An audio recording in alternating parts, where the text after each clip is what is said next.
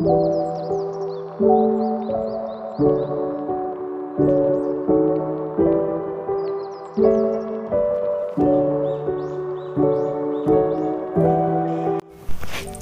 sini saya akan menjelaskan pengetahuan dan sumber pengetahuan. Apa sih pengetahuan itu sendiri? Pengetahuan adalah informasi atau maklumat yang disadari atau diketahui oleh seseorang melalui pengamatan akal. Informasi sendiri muncul ketika seseorang mengenali benda atau kejadian yang belum pernah dilihat dan dialaminya. Sumber pengetahuan dibagi menjadi 4. Yang pertama itu ada empirisme atau pengalaman. Pengalaman yang dimaksudkan di dalam empirisme adalah pengalaman yang berasal dari indrawi manusia. Yang kedua itu ada rasionalisme. Rasionalisme adalah sebuah teori yang menganggap bahwa kebenaran dapat diperoleh melalui pertimbangan akal atau reason.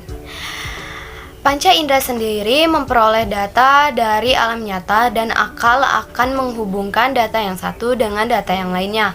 Yang ketiga itu ada intuisi atau hati. Intuisi atau hati adalah pengetahuan yang berasal dari kejernihan hati seseorang. Dan yang terakhir itu ada wahyu. Wahyu adalah pengetahuan yang harus diyakini adanya karena berasal dari Tuhan. Kesadaran saya sedang aktivitas keilmuan. Berbicara mengenai sains, ada suatu masa, suatu peradaban yang mengungguli bangsa Eropa yang masih terpuruk pada zaman lalu dalam dunia sains, yakni peradaban atau kita mengenalnya dengan sebutan The Islamic Golden Age. Islam bukan hanyalah agama spiritual, tapi Islam juga menjunjung tinggi akan kebenaran.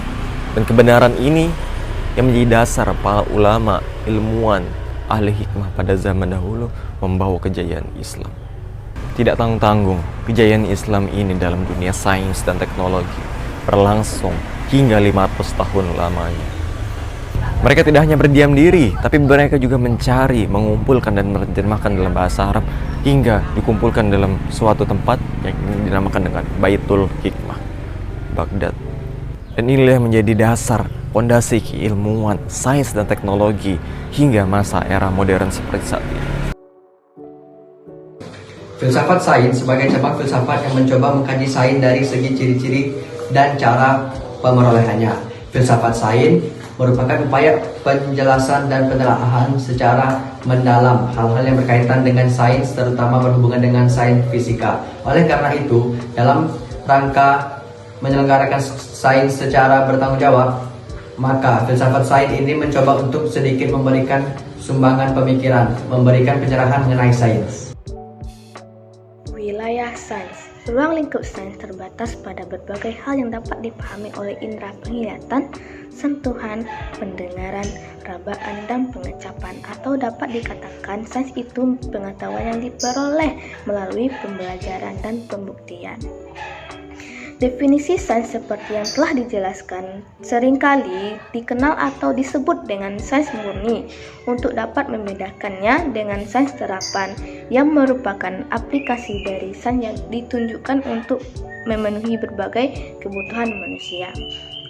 Ilmu sains pada klasifikasi menjadi 2 diantaranya, yaitu 1. Natural science, ilmu pengetahuan alam. Yang kedua, social science, ilmu pengetahuan sosial.